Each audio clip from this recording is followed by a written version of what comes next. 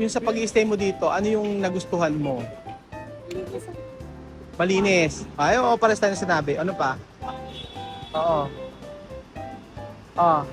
Guys, O, yung food, di ba masarap? Oo. Naman, madam, ano ang na-enjoy mo dito sa Singapore bukod sa lalakad. paglalakad? O, ano na-enjoy mo? Sa Universal Studio. Oo, yon. Masyado naging hilo.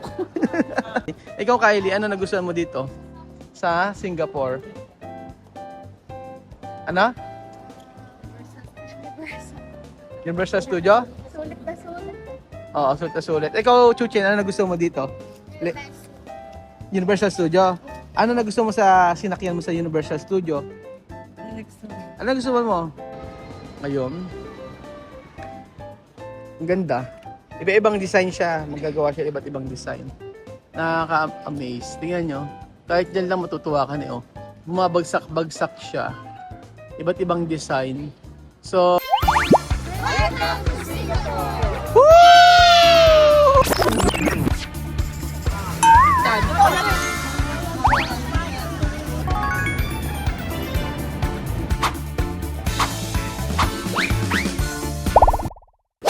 magandang araw po sa inyong lahat mga amigo. Hotel 8. Magandang araw po sa inyo lahat mga amigo. Pauwi na po kami ng Pilipinas. Ganun-ganun na lang ay uuwi na kami.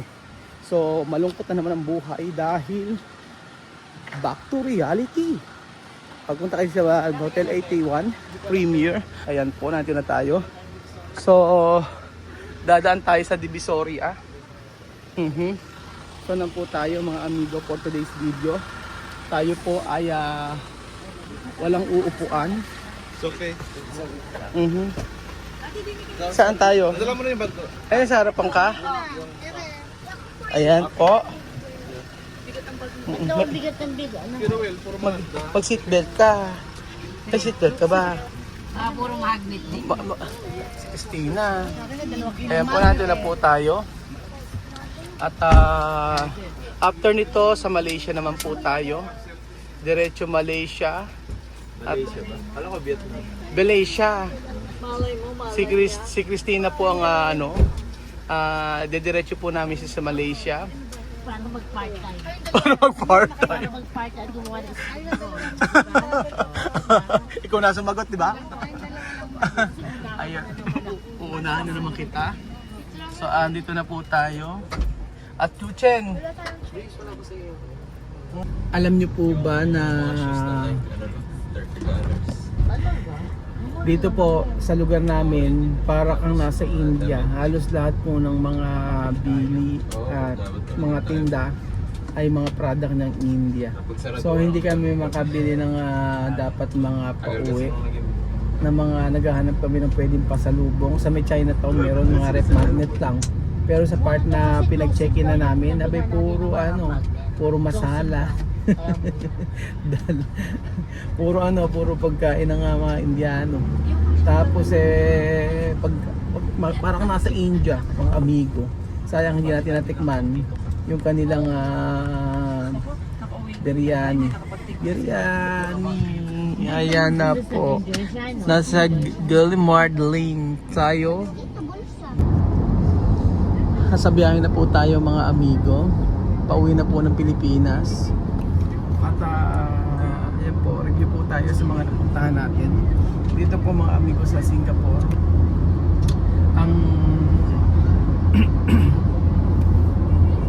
Ang napansin ko, ang aga rin nila nga nagsasarado ng kanilang mga tindahan. Parang Pilipinas din. Tapos, parang ang tao na nakikita ko dito, yung lokal nila, Malaysian, tapos Indian madami. Parang yun lang no? Oo, Malaysian, Singaporean, Indian. Yun ang mga nakikita kong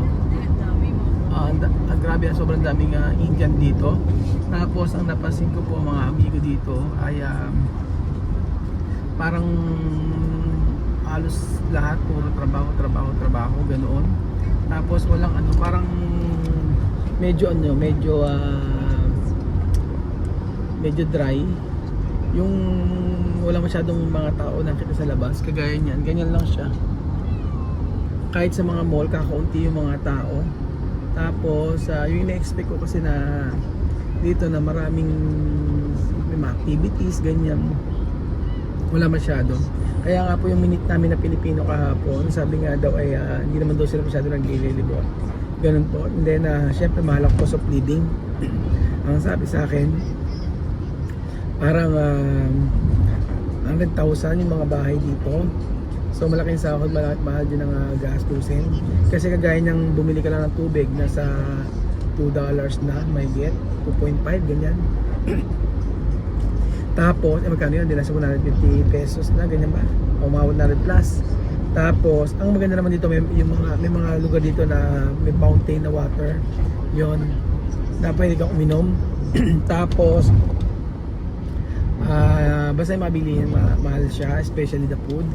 So, pag kumain ka dito sa isang restaurant na Chinese food, ang halaga halos, kunyari marami kayo, pababae ng mga 15, ganun, 15 to 20, maraming food na yun.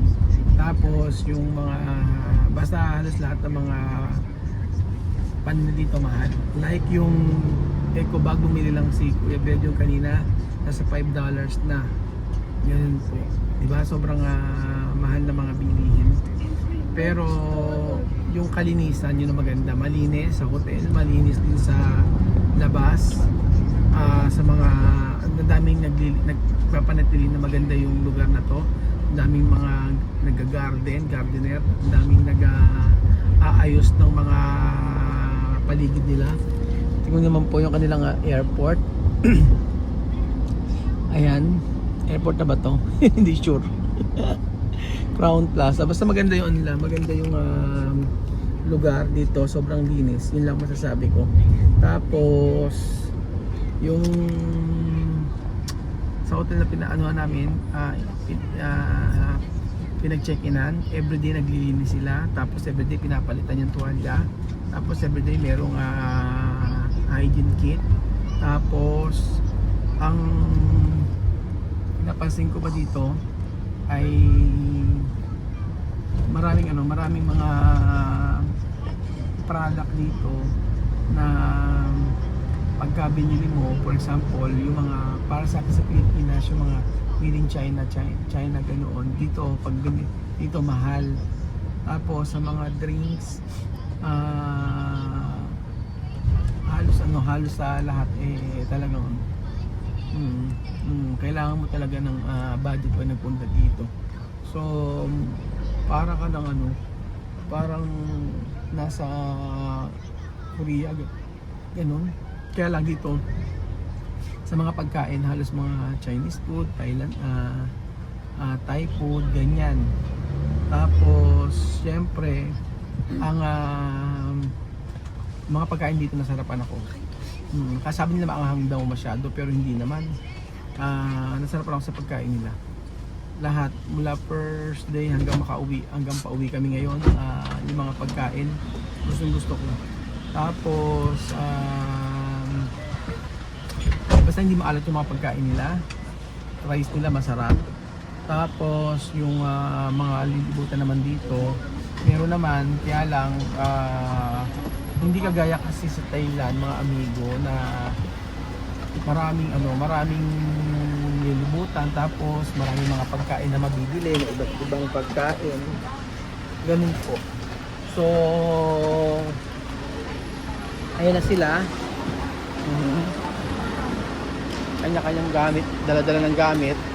Tapos po mga amigo, ang nagustuhan ko dito yung kalinisan, malinis sila. Tapos kasi sa pagkain, walang sa amin nagdiarrhea, walang nagdiarrhea, walang sumakit ang tiyan. Tapos pati mga bata nakakain, ganun po. Ayun. Tapos mga amigo, sa airport po dito, pwede kayong, tsaka yung sa mga bus, mura lang. Yun ang mura pala, yung sa parang 400 per day o 300 per day yung nag-ubus namin sa mga bus. Ayan. So ikaw, Christina, ano masasabi mo dito sa Singapore? Okay lang. Nag-enjoy ka Ako naman. naman nag-enjoy. Oo, ano ang Chill. chill-chill? Ano ang yung sa pag-i-stay mo dito, ano yung nagustuhan mo? Linis ang lugar. Malinis. Ay, oo, pares tayo na sinabi. Ano pa? Quiet. Oo. Oh. Nice food. O yun po, di ba masarap? Much food. Oo. Choices. Ano yung pinaka-gusto mo sa pagkain? Masarap pa. Enjoy ko. Naka-enjoy po din, no? Hindi ka nag-diarrhea, hindi ka gaya ng nasa Thailand, nag-diarrhea ka. Di ba? Oo, hindi ka umabot ng CR. Oh my God. Oo. Pero sa sa lahat-lahat nag-enjoy ka naman. Pero saan ka mas Good nag-enjoy? team. Good team. Oo nga eh. Saan ka masyadong nag-enjoy ka, sa Thailand o dito? Dito. Dito, no? Kasi sa Thailand eh, alang ginawa kung di ka mag-diarrhea eh. Mahangang pagkain. Unlike dito, masarap, no? Hindi siya maalat. Hindi siya maalat. Oo. Tapos kaya lang dito parang kakunti ang activities na ginagawa. Di ba? Siguro is not enough time. Kaya tayo na nakapag-activity. Saan? Wala naman kasing gagawin daw dito. Yun na yun. Talaga? Oo. Yun ang sabing gano'n. Kumain, tapos yung maglibot, mga gano'n. Kaya yung iba. Tsaka kakunti ang tao, napasin mo? Tingnan mo. Overworking. Oo, lahat nagtatrabaho. Busy. Saan? Gumagalawan eh. Ikaw naman, madam, ano ang na-enjoy mo dito sa Singapore bukod sa paglalakad? O, ano na-enjoy mo? Sa sa Universal Studio. Oo, yon. Masyado naging hilo. Pati sa carousel, sumakay. O, sa carousel. Carousel, sumakay ka sa carousel? Oo. Tinaya ka. Oo naman. Matibay pa. Matibay. Ikaw, Kylie, ano nagustuhan mo dito sa Singapore? Ano? Universal Studio? Sulit na sulit ka. Oo, sulit na sulit. Ikaw, Chuchin, ano nagustuhan mo dito? Universal Studio. Ano nagustuhan mo sa sinakyan mo sa Universal Studio? Ano nagustuhan mo? Ano nagustuhan mo?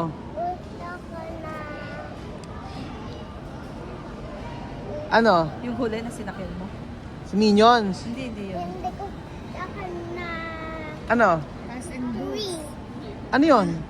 Literally na ride din na baba. Tapos sila. Yun tayo. Ano yon?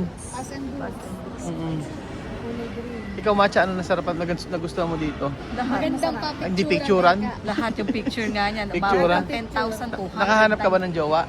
Ay, hindi ah. Pinag-iyote ko pati picture ko siya. Ikaw, Chuchin, ano nagustuhan mo dito? Universal Studio? Saan ka nag-enjoy doon? Transformer. Ano bang nangyari sa Transformer? Hindi ko kasi napasok dun eh. Ay, maganda. Kasi 3D. Yung mami talaga. Ay, sa mami, ayoko doon. Oo. Buti na lang, di ako nakapasok. Kaya pag parang Wala na duhat. akong magagawa pag nakapasok na ako. Alam mo ba, Kaya ata pwedeng bukas. akala namin ni Christina, akala natin sa may mami, manonood lang tayo. Oo. Oh, at least nakaya mo. Kinaya niya. Inaalala ko nga high blood to. Baka, Sabi niya, ayoko sumakay kasi ayoko oo. naman. Hindi nga namin alam Sakay eh. naman. Isipin mo yung ride sa ng pang.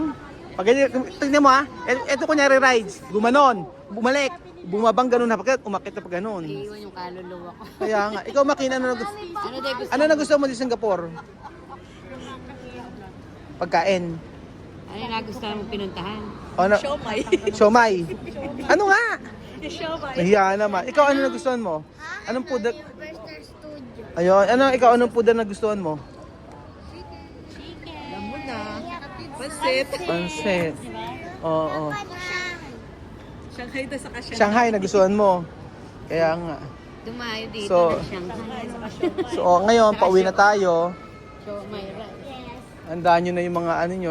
Pero magandang ang ganda nga nito mga amigo, papakita ko sa inyo. Ayan, dapat pala ganito yung lagyan natin sa may dream house natin eh.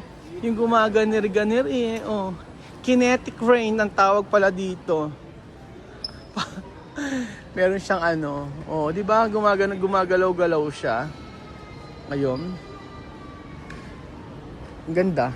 Iba-ibang design siya. Magagawa siya iba't ibang design. Nakaka-amaze. Tingnan nyo. Kahit dyan lang matutuwa ka bumabagsak-bagsak siya. Iba't ibang design.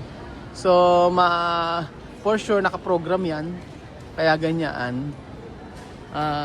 Yan na po mga amigo. Basta, kung tatanungin ako, babalik ba ako sa Singapore?